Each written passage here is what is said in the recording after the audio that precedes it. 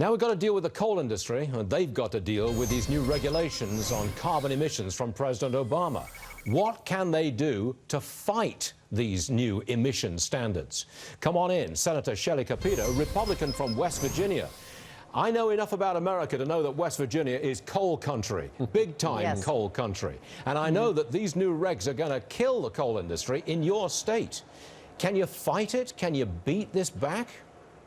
Well, we are absolutely going to fight it. Tomorrow, actually, in committee, we're going to pass a bill that's called the ARENA Act that deals with the reliability, gives states options, make sure that we don't move forward until we know that this is actually a legal maneuver by the president. I think that's still way up in the air.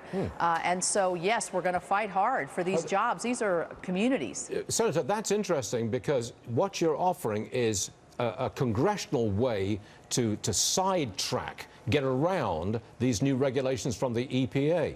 Pass a bill that is perhaps temporary until the legal situation is sorted out, so you can avoid these new regs coming at you immediately. Is that correct? That's correct. And we've seen already the Supreme Court has judged that the EPA is not taking into consideration the cost and the economic impacts around the country when they move forward with these regulations. The Clean Power Act is like #1 here in terms of the impacts it will have. What would be the impact? Can you spell it out for us? First of all, how much is electricity going to go up in your state? How many jobs will your state lose? Well, electricity is going to go up probably 20% in our state, which is going to cost the individual, our challenged, those in the lower income, and also our manufacturing base. But in terms of jobs, you can just look on Monday. Alpha, which is one of our largest coal producers, declared bankruptcy. Patriot has declared bankruptcy. Jim Walter has declared bankruptcy.